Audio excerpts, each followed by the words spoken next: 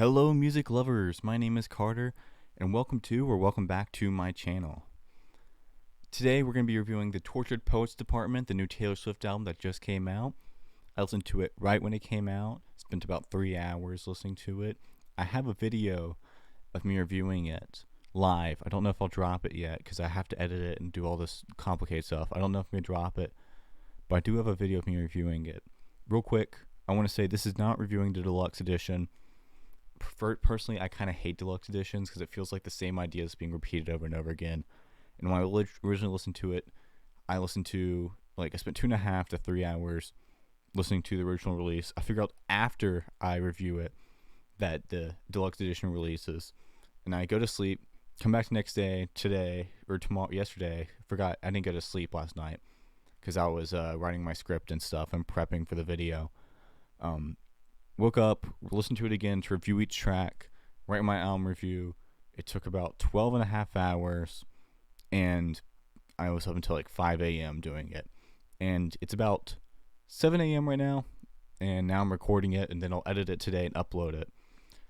But I hate Deluxe Edition, so I probably would just crap on it anyway, just because it's a Deluxe Edition. So yeah, maybe I'll come back and review it.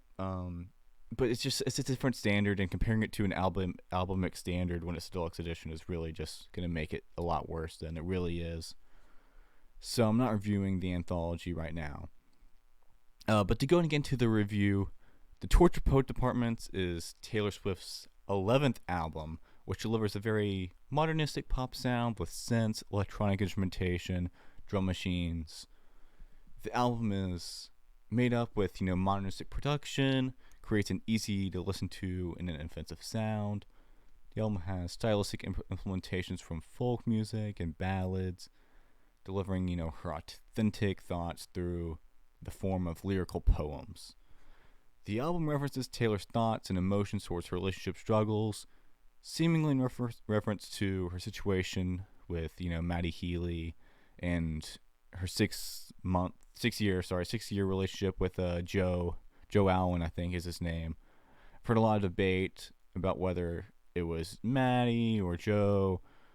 Let me know in the comments who you think it's about. I don't care enough. Personally, I would assume it's about both of them at the same time, but I'm not sure. But in the album, she portrays the protagonist or herself as this character who seemingly is very clueless about the relationship she's getting into, and then she goes through the stages of dealing with that. She enters this relationship that people would, I'd assume that the people that listen to Taylor Swift would assess as being toxic or whatever. In songs like the title track, The Tortured Poets Department, she says in the bridge, but you told Lucy you'd off yourself if I ever leave. And then the next track, Down Bad, she says, F it if I can't have him, I might just die. It would make no difference.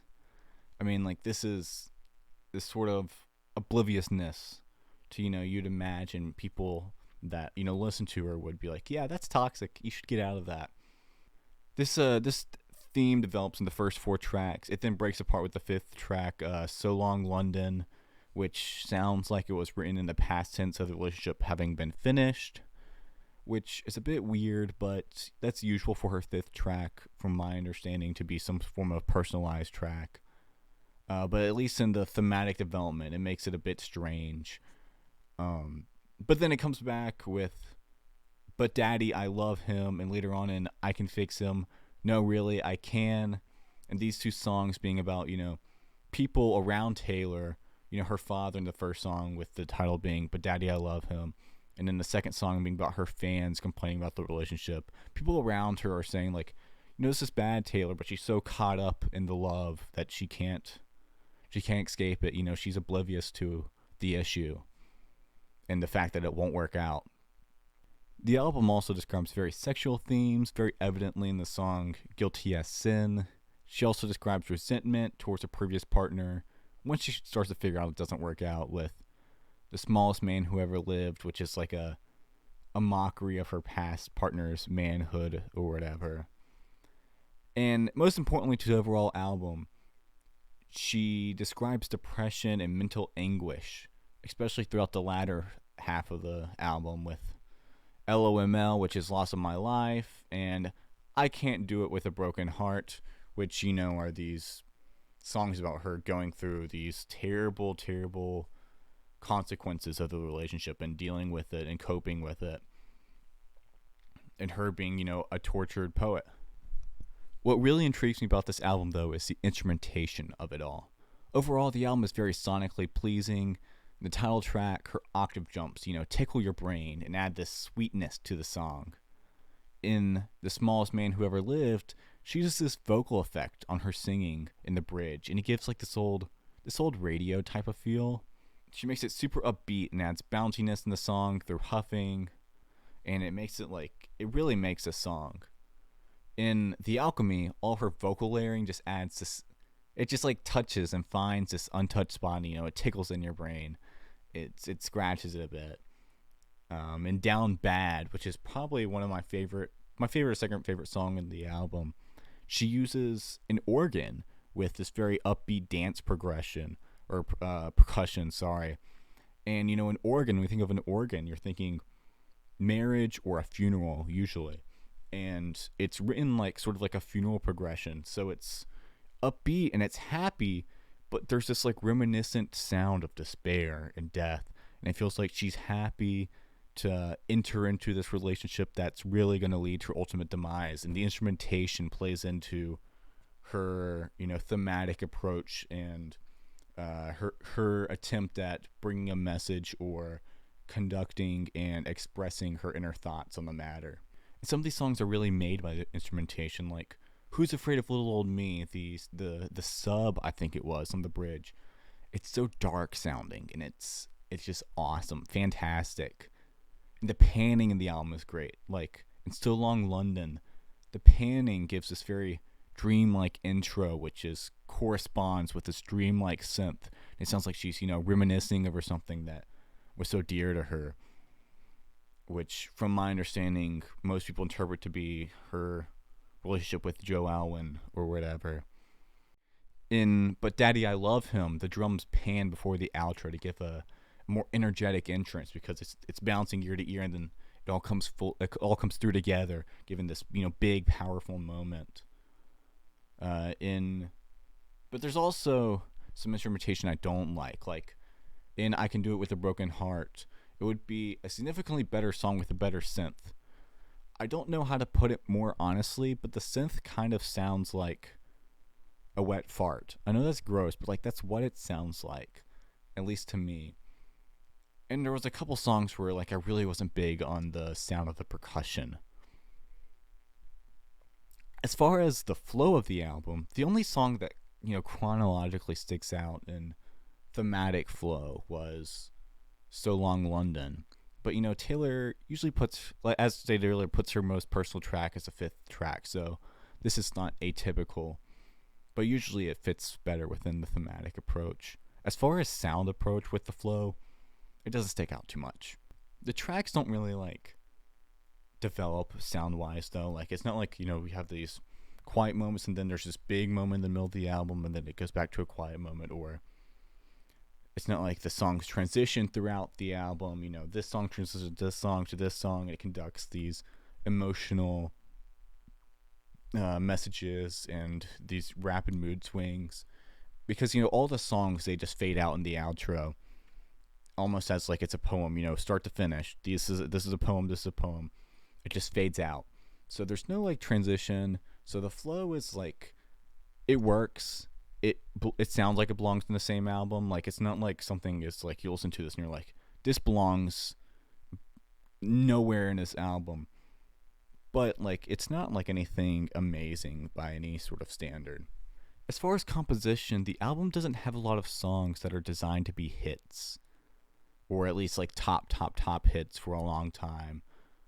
One of the keys to a hit pop song is a lot of energy, and a lot of these songs really are missing on the energy. In fact, that's probably my main critique of the album, is some of the songs feel like they're building for this big, energetic, and dynamic moment, and then they just don't come. Like, for example, in Down Bad, in the bridge, which, again, I love Down Bad, but in the bridge, it infers like a big energetic moment in the last chorus, and then it just doesn't really execute it. Some of the tracks suffer from being too peaceful and not poppy enough or radio friendly enough. There are also some tracks that have very questionable compositional decisions from a listener's perspective.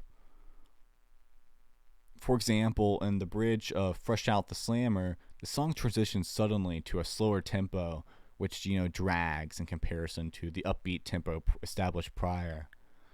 In Florida, there are like too many things happening while the song repeats too much, making it repetitive, chaotic.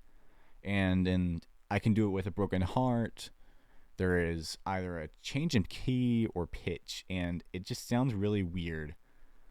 The intro to that song is also kind of weird. As far as my overall thoughts, this album sounds a lot more of an artist album than a listener's album. Making an album that would produce the most hits seems secondary to Taylor's want to, at least in this album, prioritize expressing herself in the most sincere and authentic manner. But this album doesn't have any bad songs. There's some songs that are like good and not great, but none of them were bad. But there's also none that are like stand out like one of the best pop songs ever or one of her most catchy songs ever within the album. The biggest complaint again is the energy throughout the album, or at least some of the tracks. Some of the tracks just felt really lacking in that department and felt like they could use bigger dynamic changes. One of the hardest things about being an artist is like this dichotomy where you're trying to deliver songs that match what you want to make and express, but you also have to deliver songs that people want to listen to, and sometimes those have like weird changes, or you have some weird decision, I guess is a better way to put it. There's some weird compositional decision or instrumentation decision that is authentic to you but doesn't make sense or doesn't sound very friendly to other people. With that being said, it's a really good album. I'm not trying to make it sound like I'm crapping on it. It's a really good album. Like, the themes in this album are really great. Although themes don't matter too much, because like a lot of pop music has proved that you can just ramble about the most simple or even nonsensical stuff and it'll play. People will like it because it just sounds good. Music is a lot more about like sound than it is about the things you're actually saying, at least from a listener perspective. But really, the highlight of this album is the instrumentation for me. I think Taylor has proven time and time again throughout the couple albums I've listened to that she really has a way, especially when it comes to songs about despair, of using certain instrumentation, oftentimes very unique, to echo her innermost thoughts and make you really understand where she's coming from. Even if you don't even like read the words or hear what she's saying, you know how she feels and you know what she's saying. And that's really one of the brilliances of this album. Some of those tracks do that excellently. On a scale, the Carter scale, which highly controversial scale, but in the Carter scale, this is like between an 8.25 to 8.5. I'm going to give it the 8.5 out of 10. Just to be safe, I might go back and change it, but I think that's the best place to put it. I also want to state, I do expect this to win Album of the Year.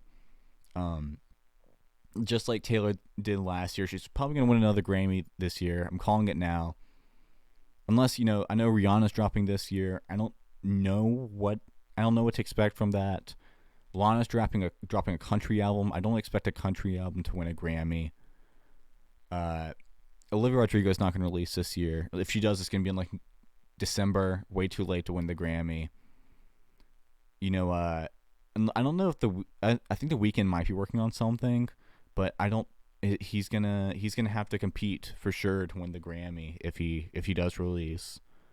I listened to Kanye's Vultures 1. Vultures 2 and Vultures 3 aren't going to win the Grammy. And even if they were amazing, Kanye's not going to win the Grammy for political issues. That's just the reality of it. Frank Ocean's not going to drop. And Kendrick Lamar, I don't think is dropping this year. So I think I don't know if Ed Sheeran's dropping. I think it's pretty safe to say she's gonna win the Grammy this year. I mean, she is the music industry at this point. I think if I remember correctly, this was like the most pre-saved album ever and the most streamed album ever when it came out or something like that. So like, she's got this in the bag for sure.